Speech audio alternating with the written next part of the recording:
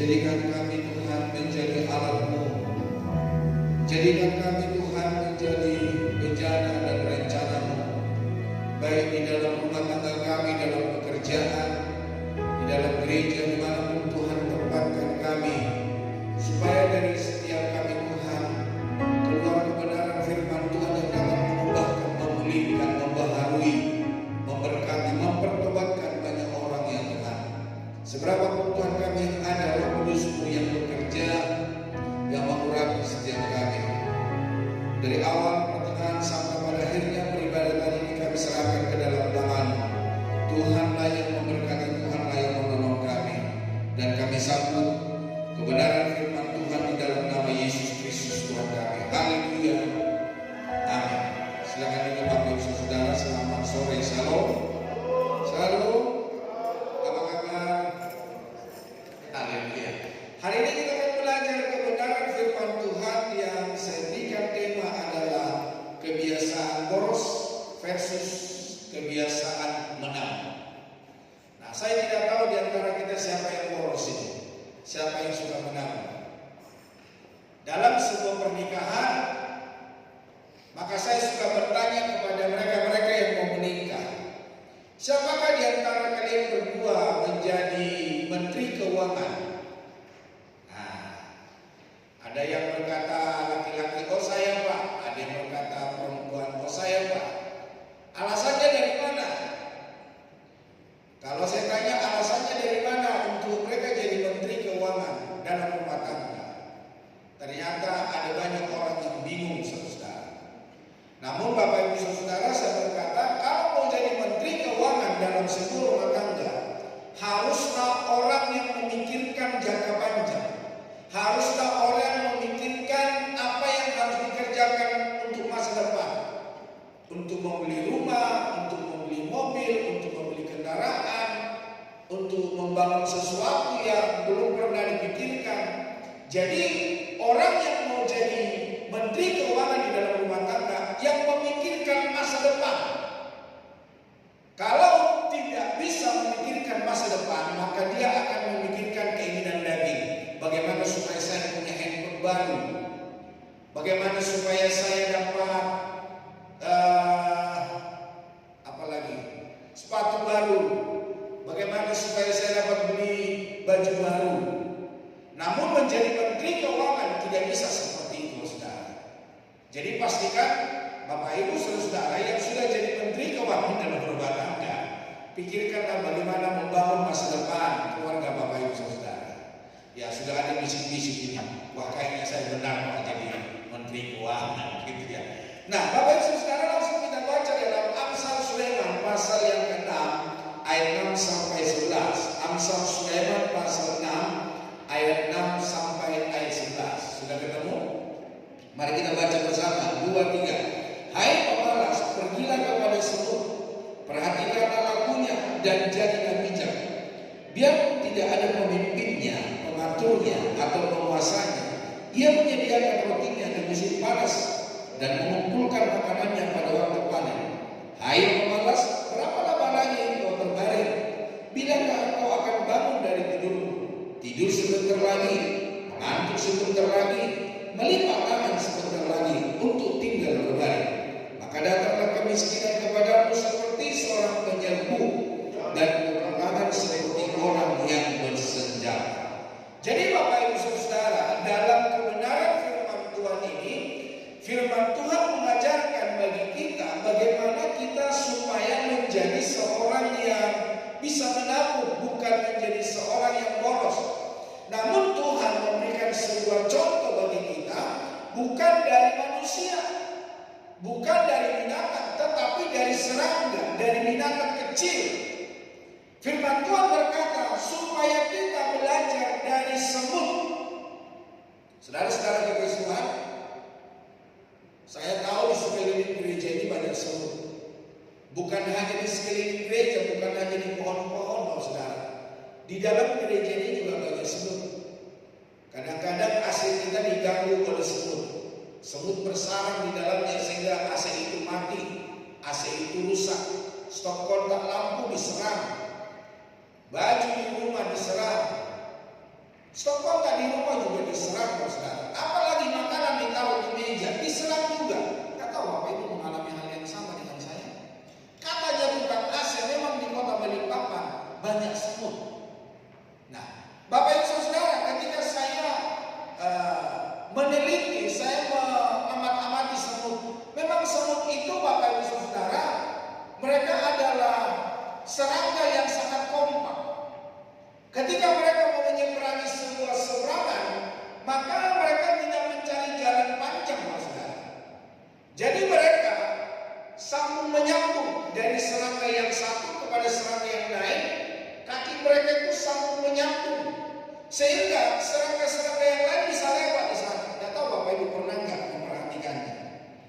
Bapak Ibu saudara, saya melihat kesatuan mereka. Saya bisa melihat bagaimana mereka mengumpulkan makanan ketika musim kemarau tiba. Tapi kalau musim hujan, Bapak Ibu tidak bisa melihat serangga, Bapak Ibu tidak bisa melihat semut. Kalau tidak hujan, maka kita akan menemukan semut, saudara. Nah, lebih mudah untuk hidup boros. Sulit bagi kita membedakan mana keinginan dan mana kebutuhan. Ya, kita melihat kalau di dalam sebuah rumah tangga, saya mau tanya Bapak Ibu saudara yang belum ibadah tadi pagi, kalau di rumah habis beras, pria-pria habis kuota, dan juga harus bayar sekolah, apa yang terlebih dahulu kita dahulukan dalam rumah tangga? Ayo yang tidak ibadah tadi pagi, beras tidak ada, kuota habis, dan akan bayar uang sekolah. Ayo coba yang tidak ibadah tadi pagi, apa yang terlebih dahulu kita beli? Apa? Kuota. Apa yang perlu dibeli pada ini? Beras. Betul. Kalau kuota bisa nanti. Kalau uang sekolah kita bisa katakan kepada gurunya, Bu, tunggu dulu Bu, sabar ya Bu ya. Tapi beras, kalau sudah habis beras, nanti malam kita mau makan apa? Gak mungkin kita rame-rame ke rumah Pak Parin minta makan, saudara. Tentu kita harus beli beras dan kita memasaknya. Jadi Bapak Ibu saudara, kita harus tahu mana yang urgent, mana yang lebih penting. Jangan kita membeli kuota sedangkan kita tidak ada beras. Jangan kita bayar uang sekolah, kita nggak punya makanan di rumah. Jadi Bapak Ibu saudara, mari hari ini kita lebih bijak bisa mengelola keuangan kita. Boros itu mudah, bijak itu pilihan. Sekali lagi, boros itu mudah, bijak itu pilihan. Kebiasaan boros dan menabung mengajak kita untuk lebih bijaksana dalam mengelola keuangan. Boros dapat menyebabkan masalah keuangan jangka panjang. Memahami perbedaan antara kebutuhan dan keinginan serta membuat anggaran yang realistis adalah langkah awal untuk mengubah kebiasaan boros menjadi kebiasaan hemat. Nah, boros adalah kebiasaan buruk yang dapat mengakibatkan masalah finansial dan kesulitan di masa depan. Sementara menabung adalah langkah penting untuk mencapai kestabilan finansial dan mencapai tujuan jangka panjang. Jadi hari ini bagaimana kita dapat mengelola keuangan kita? Apakah kita menjadi seorang yang boros? Apakah kita menjadi seorang yang menabung?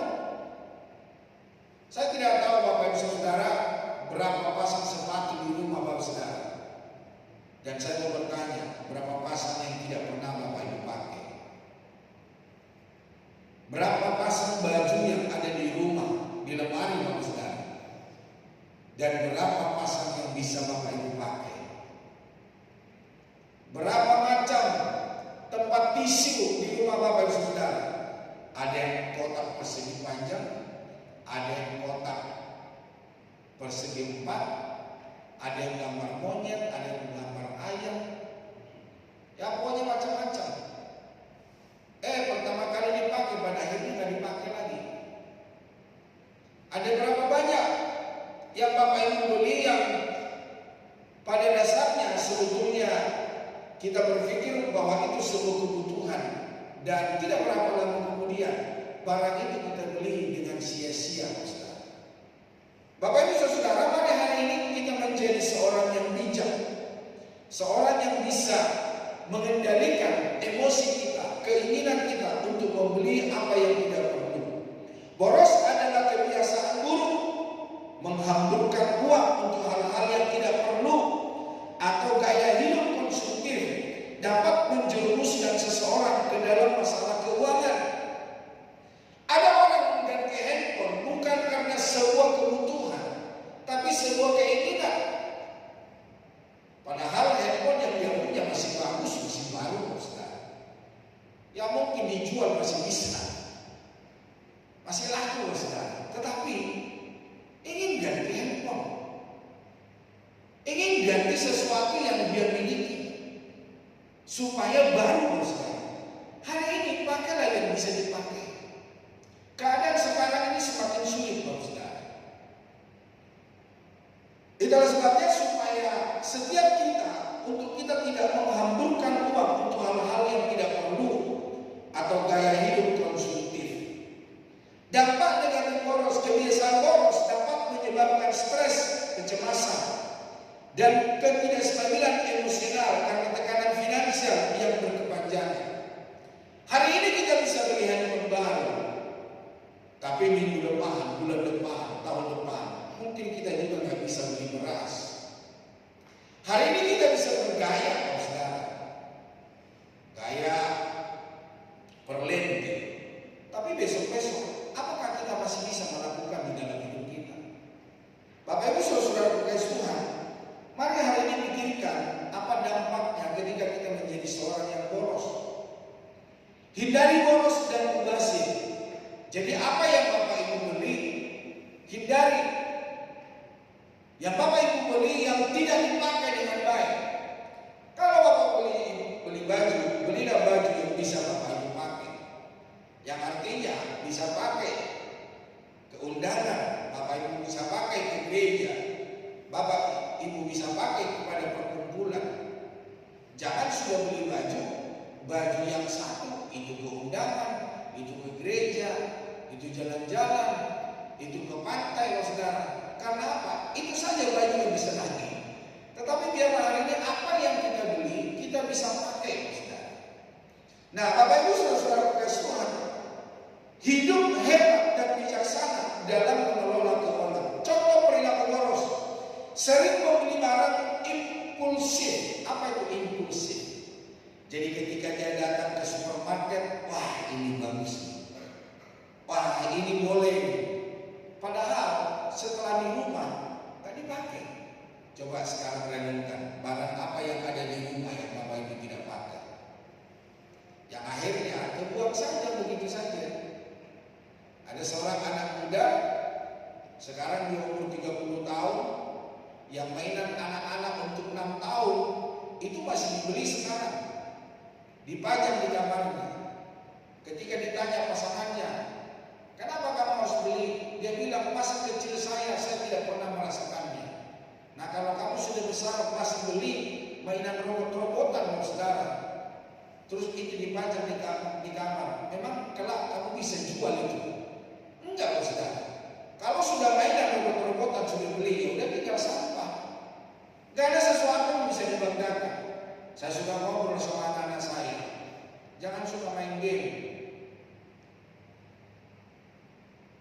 Karena dari game itu kamu tidak bisa makan, malah kamu memberikan makan orang lain. Ada yang suka main game di sini, saya sampai lupa kerja, lupa tidur, lupa sama pasangannya. Kayaknya ada yang baru mengingatkan temannya. Bapak Ibu Saudara, saya menemukan ada sepasang di kota Jakarta. Si wanita yang berkata, Pak, saya tidak mau punya anak dari dia. Loh, kenapa? Saya bilang, bukannya kalian menikah, dikuduskan dan diberkati di gereja? Iya betul, Pak. Tapi dia tidak bisa merawat dirinya, apalagi dia punya anak. Karena apa, saudara? Pulang kerja, dia main game sampai jam 3 pagi. Kapan ada waktu buat saya? Kapan ada waktu buat anak saya? Saya tidak mau punya anak dari dia.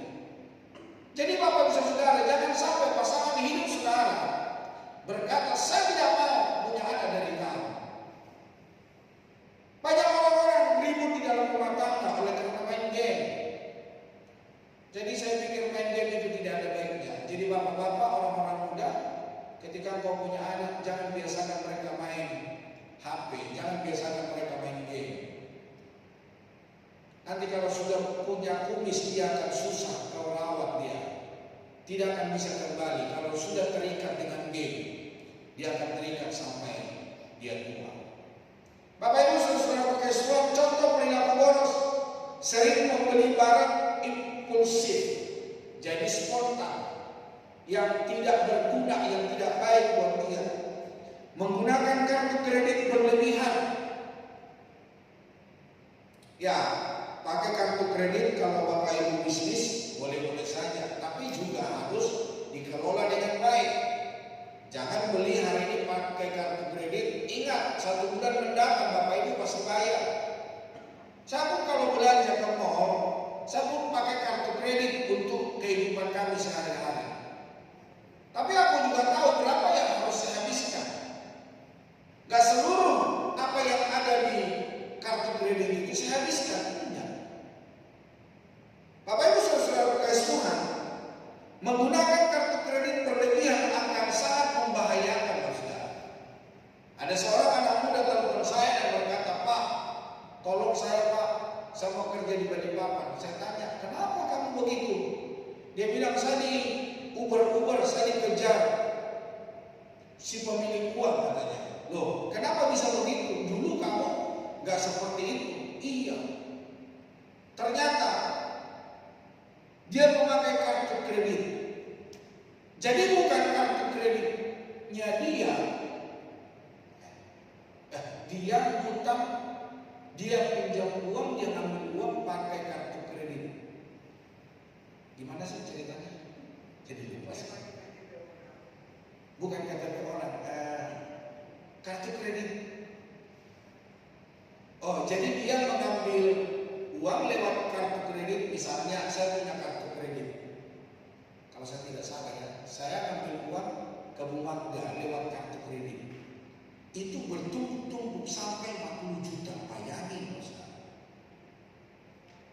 Wah, saya bilang, saya pendeta di Balikpapan.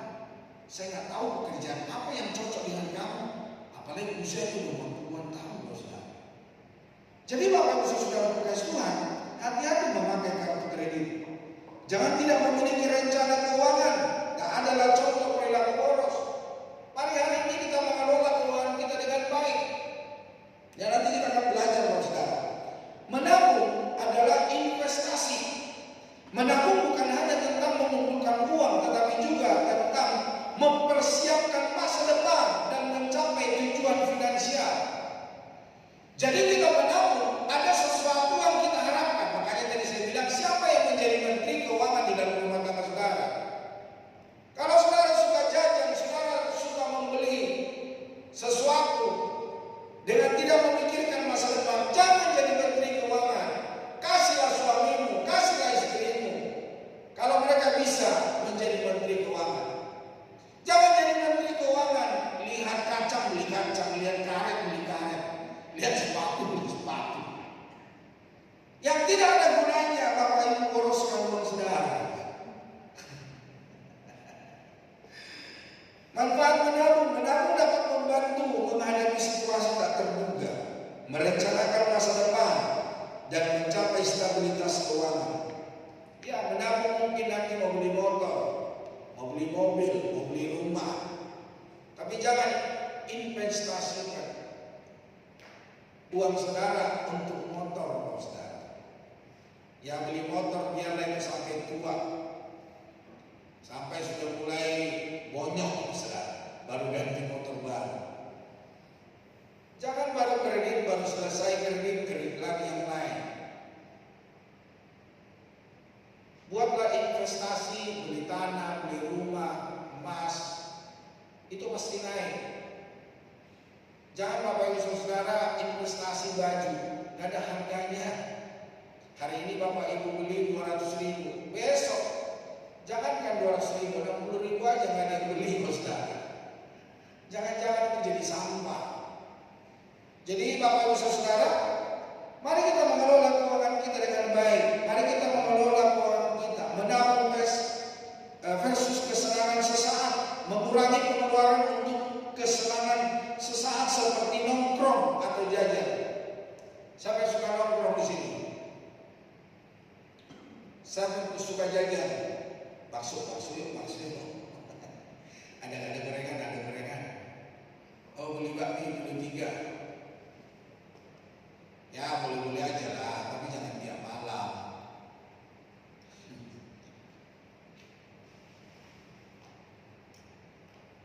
Kalau kita bisa mengurangi pengeluaran untuk kesenangan, akan dapat memberikan manfaat jangka panjang melalui tabungan.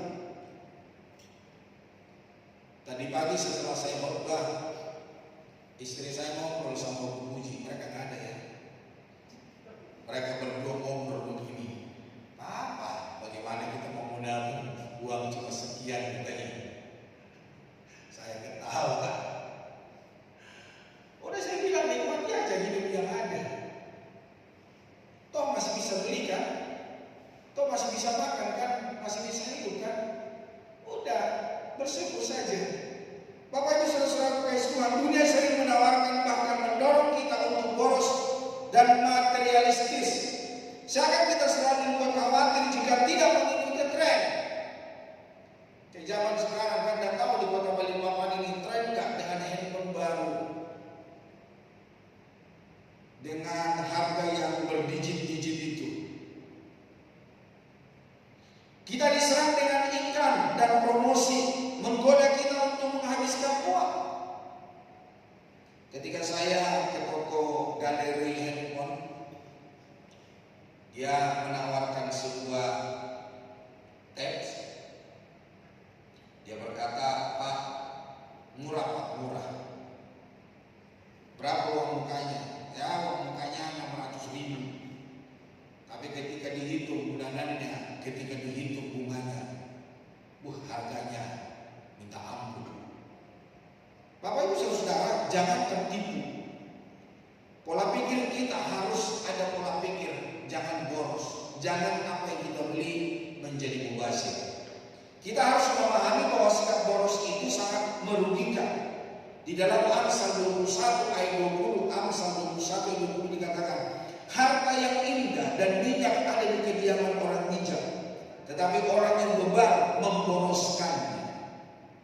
Jadi apa saja yang dilihat oleh orang bebal, orang yang tidak bisa mengelola keuangan, pokoknya akan keluar terus. Saudara-saudara yang masih muda, yang belum punya pasangan, yang belum punya suami atau istri, jangan jadi boros. Jangan seperti saya dulu waktu saya sebelum menikah. Memang kalau kita sebelum menikah, pokoknya jor-joran aja traktir orang gitu ya. Gak mikirin untuk menabung.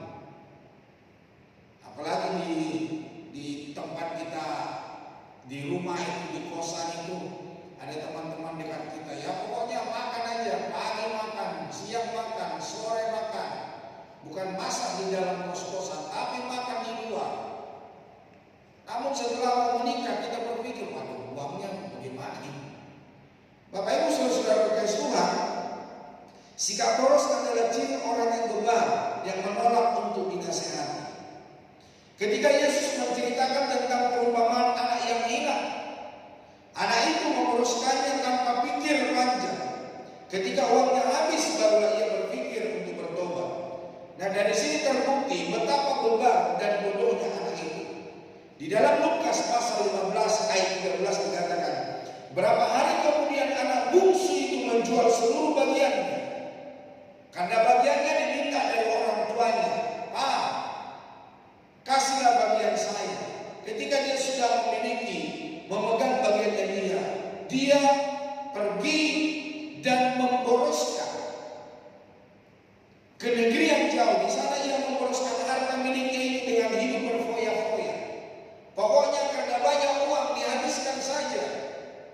Dan pada akhirnya dalam kisah Alkitab dikatakan,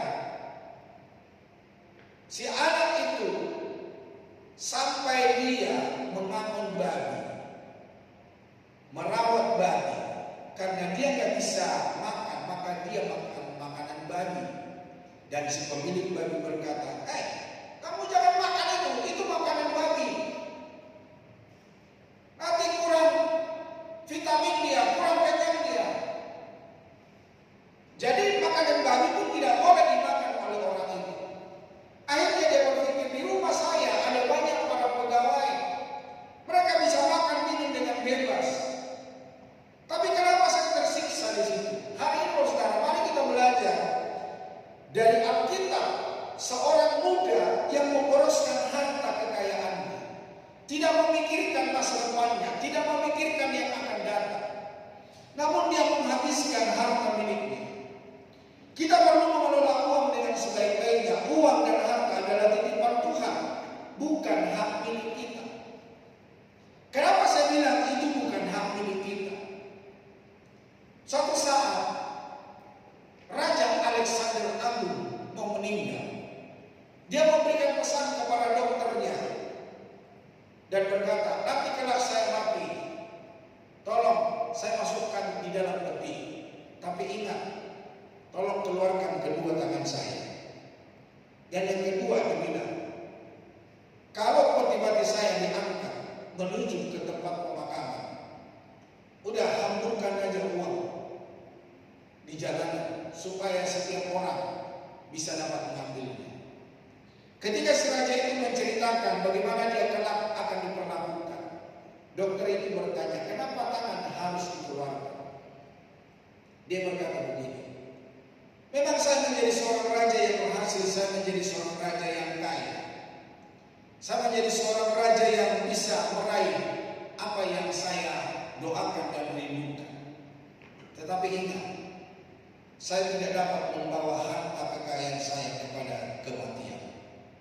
Adakah Bapak Ibu melihat seorang yang meninggal, orang kaya atau orang miskin, membawa barang kesukaannya? Ya, saya sih pernah lihat ada seorang yang meninggal, dikatakan bahwa si ibu ini adalah ibu rumah tangga dan dia seorang yang pintar masak. Bapak Ibu tahu, segala belanga, segala ceret, apapun yang ada di dapurnya dibawa dalam kematian. Ada seorang orang Chinese, ketika dia meninggal, sepeda motornya pun dibawa, saudara. Namun sebelum dimasukkan, maka motor itu dibakar dan katanya nanti di sana dia pakai motor itu dibakar, saudara. Makanya saya bingung, nanti di sana kalau motor itu tak mogok, sudah dibakar, dan dikirim juga pom bensin, saudara. Bapak itu saudara berkais Tuhan. Itulah sebabnya si raja dia berkata, kalau saya mati keluarkan kedua tangan saya.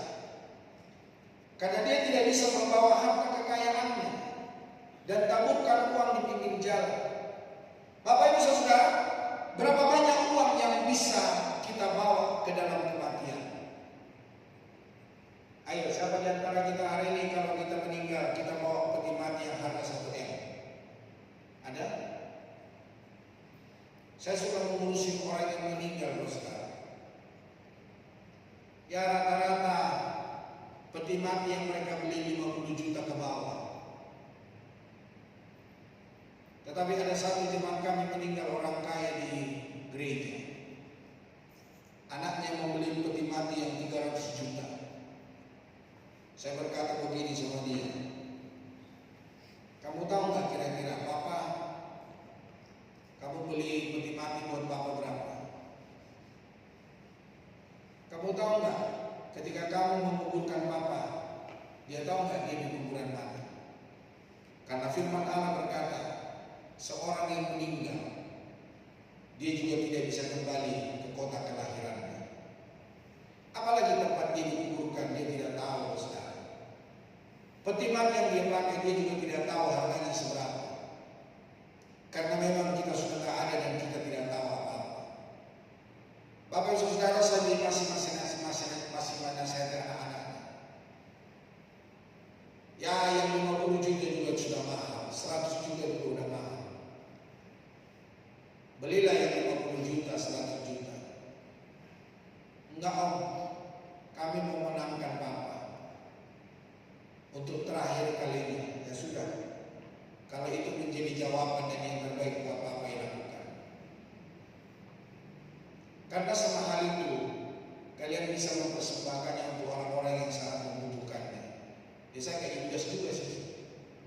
Yudas kan di dalam Alkitab juga begitu. Dia berkata, buat apa minyak mahal-mahal dihambur-hamburkan untuk menyeka kaki Yesus? Saya pikir, kenapa saya seperti Yudas ya? Ya udahlah, nggak apa-apa menasihati. Kalau dia tidak bisa mau, tidak bisa melakukannya, sudah. Bapak Ibu Saudara, ketika saya mengurus peti mati keluarga yang lain, saya masuk dalam sebuah rumah peti mati, Saudara. Saya menemui di situ ada sebatang pohon jati.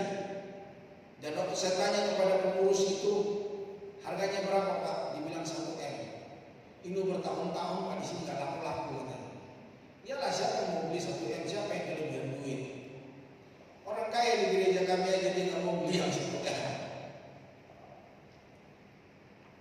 Kayaknya sampai sekarang belum laku itu. Harganya 1 M saudara.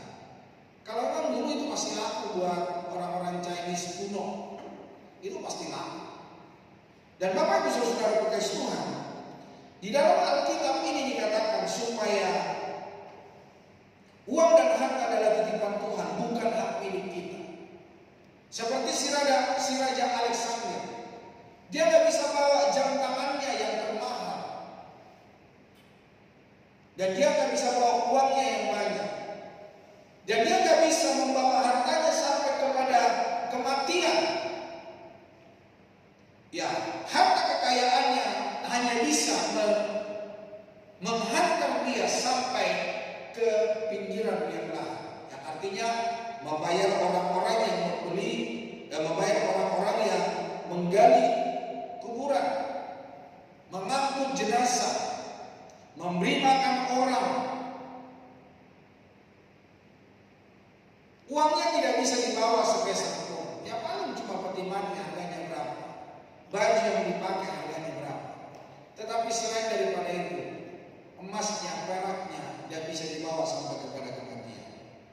Nah, di dalam Injil Matius 25 ayat 14 sampai 20 dikatakan di situ seorang raja ketika dia akan kembali, dia akan meminta pertanggungjawaban kepada anak buahnya. Maka dia mempercayakan uangnya, dia mempercayakan talentanya kepada 3 pegawainya. Yang pertama diberikan 5 talenta untuk dikerjakan orang ini. Yang kedua diberikan 2 talenta, dan yang ketiga diberikan 1 talenta. Yang pertama mengerjakan talenta itu dari 5 talenta menjadi 10, yang 2 talenta menjadi 4. Tetapi yang celakanya yang 1 talenta dikuburkannya, disimpannya, dan tidak dikelolanya dengan baik. Ketika yang punya harta, yang punya uang datang, maka dia meminta pertanggungjawaban. Si pemilik 1 talenta, dia menguburkannya, bahkan dia menyalahkan pemilik uang itu. Dan dia berkata, bagaimana mungkin kamu bisa dapat menuai dari tempat di mana kamu tidak pernah menabur? Dan Tuhan itu berkata, tangkap orang ini. Orang yang tidak tahu, yang tidak mengerti, tangkap dia, lemparkan dia ke api yang bernyala-nyala. Jadi Bapak Ibu Saudara berkasih Tuhan, Tuhan mau supaya kita mengerti bagaimana mengelola keuangan. Nah, Bapak Ibu Saudara, ada 4 langkah menghindari sifat boros. Yang pertama, menentukan prioritas. Tentukan prioritas dalam hidup kita. Ya, seperti tadi, kalau memang beras yang prioritas dalam rumah tangga kita, mari kita belikan beras. Mengidentifikasi kebutuhan yang paling penting dapat membantu kita memutuskan cara menggunakan uang. Alkitab memberitahu kita dalam Matius 6 ayat 21, karena di mana hartamu berada, di situ juga hatimu berada. Apa yang kita hargai menunjukkan prioritas hati kita. Ada satu keluarga jemaat di Kota Jakarta. Dulu kami satu gereja dengan dia. Suatu saat saya berjumpa dengan si Ingko ini, dan saya tanya, kok sekarang gereja di mana? Ternyata setelah saya keluar dari gereja itu, dia mau keluar, dan banyak jemaat yang keluar. Dan dia berkata, sampai hari ini kami belum punya gereja menetap. Dan nanti anak-anaknya kok mau menikah di mana? Mereka udah terbiasa bergereja di sebelah taman anggrek itu apa namanya? Central Park. Ya, dan dia akan menikah di Central Park. Nah, kalau engkau di mana? Belum. Udah bergabung yuk dengan saya, kita kembali satu gereja. Akhirnya minggu depannya dia datang ke gereja. Nah, setelah selesai ibadah hari Minggu, saya tanya dia beberapa hari kemudian.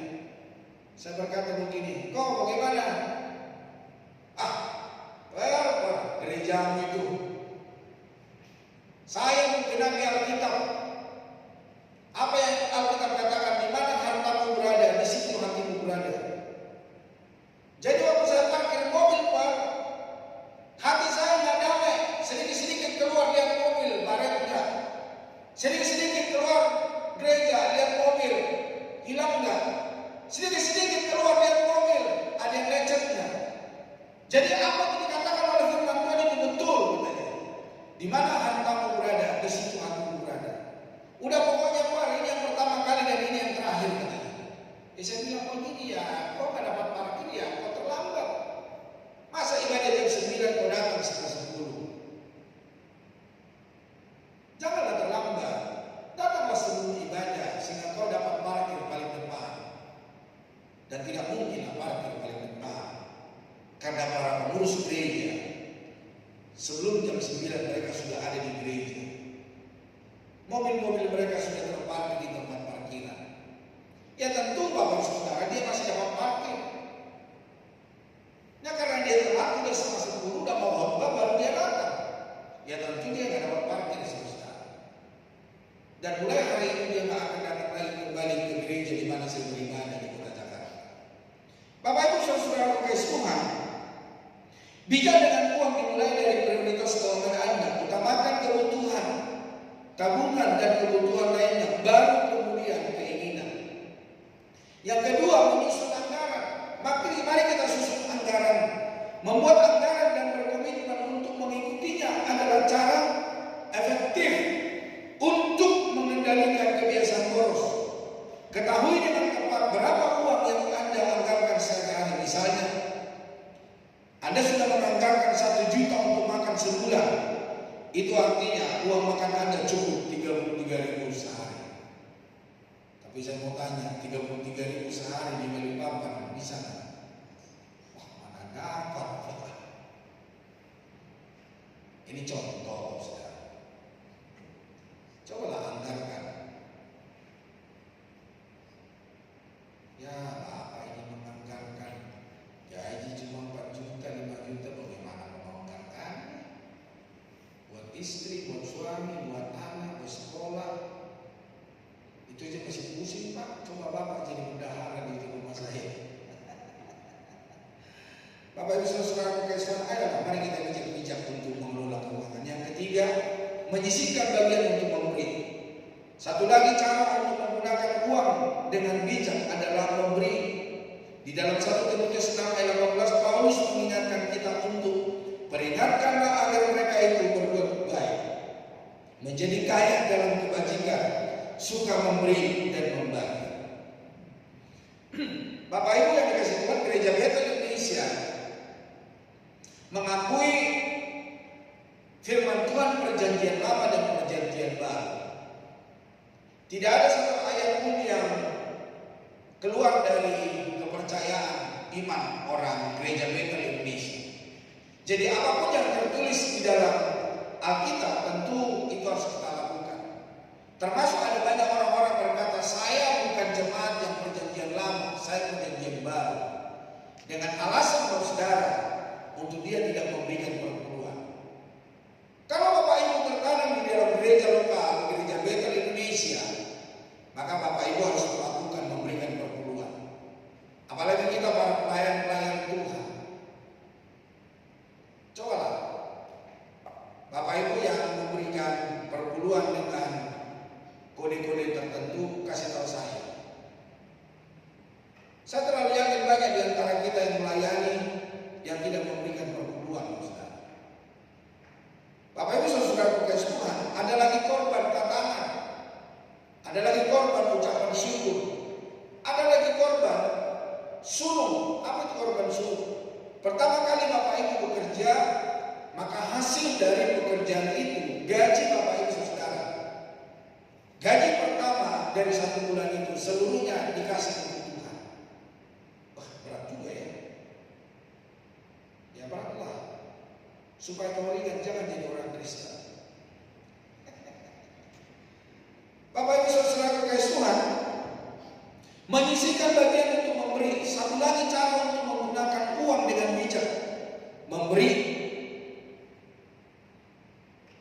Memberi tidak hanya membantu orang lain, tetapi juga dapat mencegah kita menjadi terlalu fokus pada uang dan materi. Kita jadi tidak egois dan jadi lebih hati-hati dalam memakai uang. Yang keempat, gunakan uang dengan bijak. Menggunakan uang tanpa boros bukan tugas yang mudah.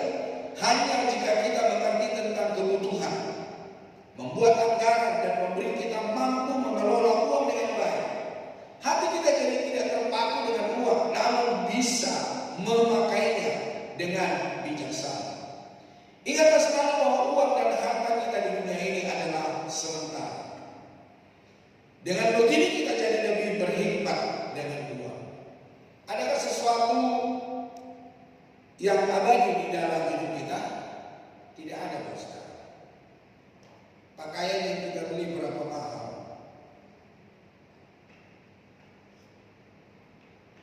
Bapak Ibu saudara, tidak ada yang abadi.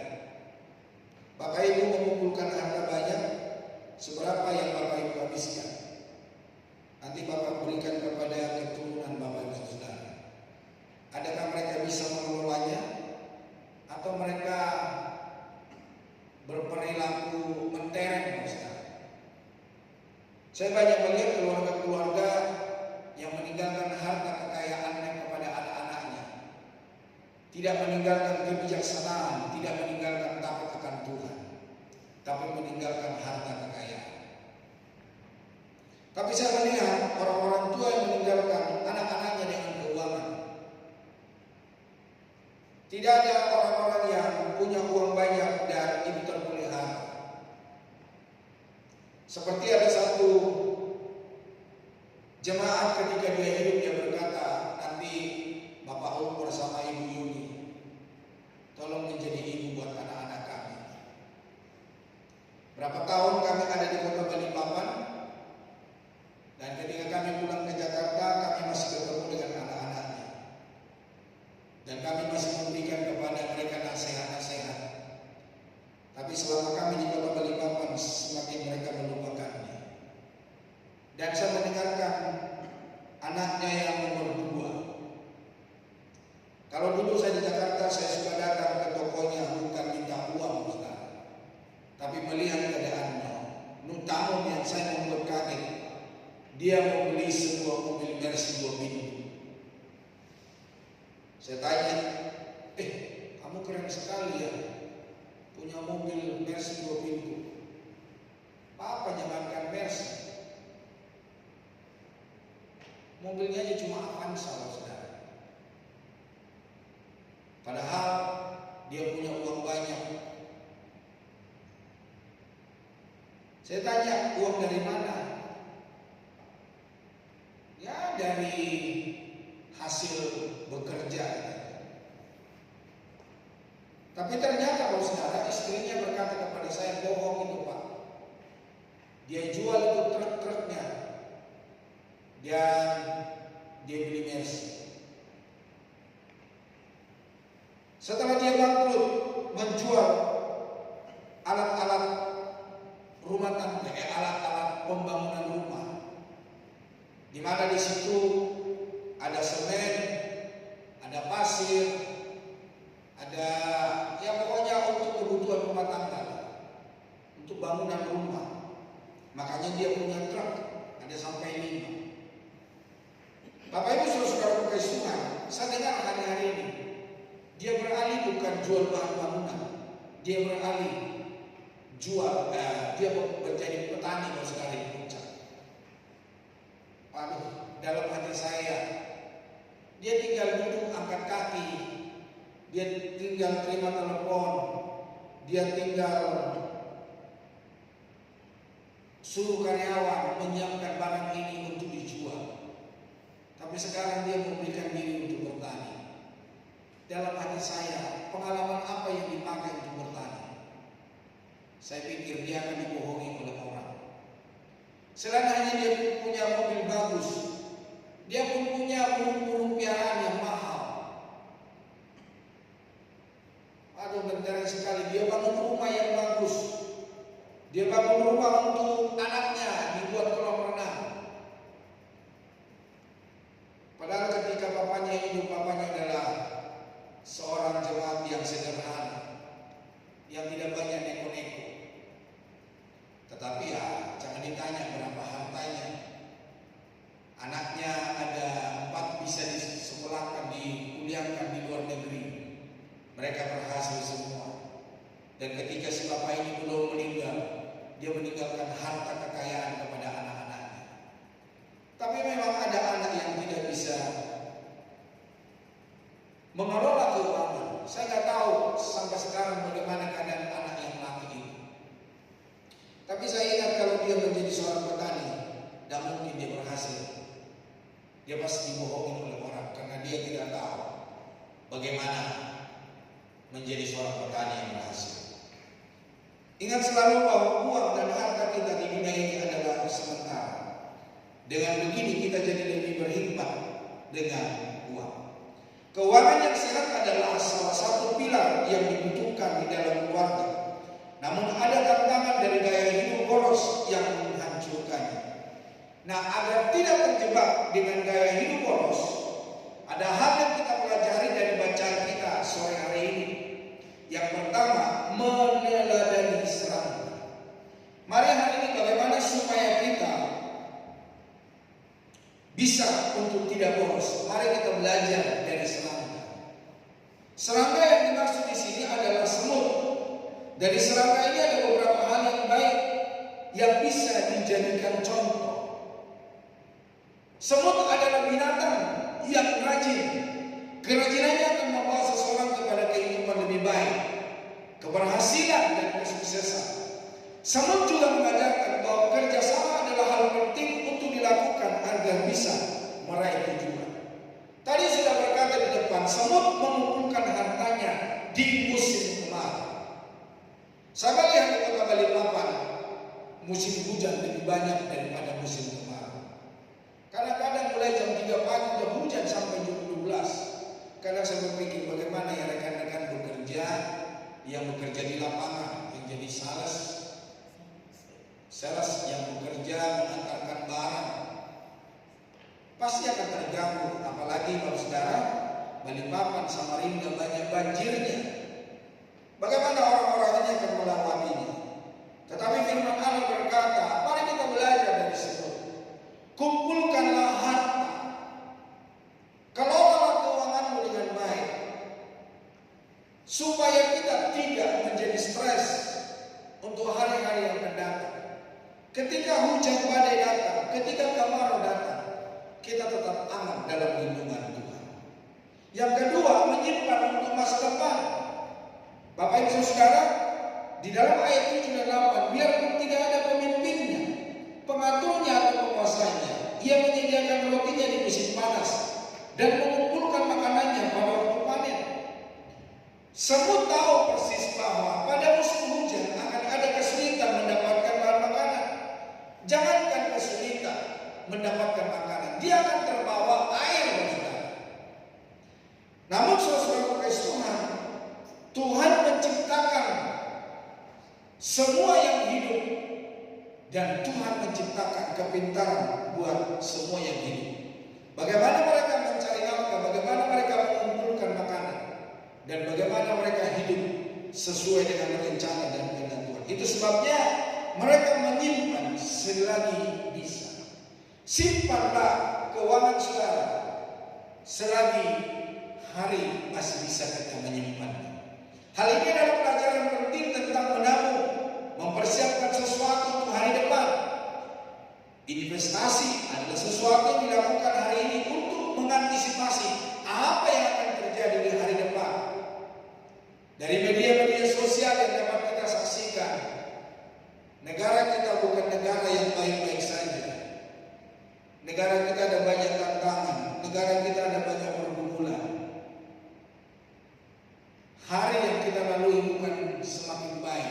Tetapi firman Tuhan berkata semakin sulit, saudara.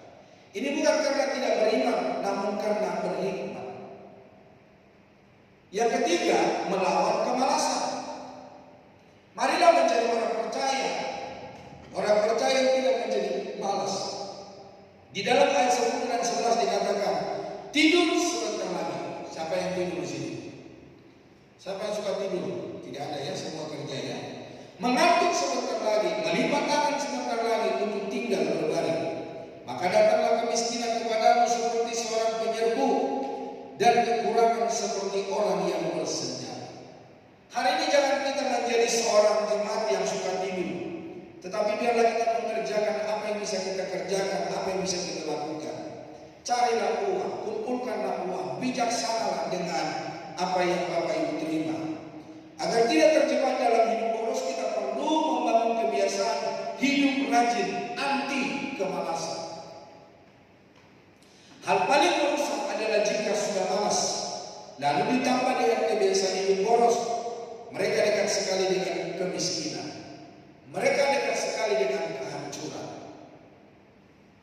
Tips praktis belajar menabung, berinvestasi, hati-hati dengan judul, hati-hati dengan pinjam, hati-hati dengan pinjaman online, hati-hati dengan judi online.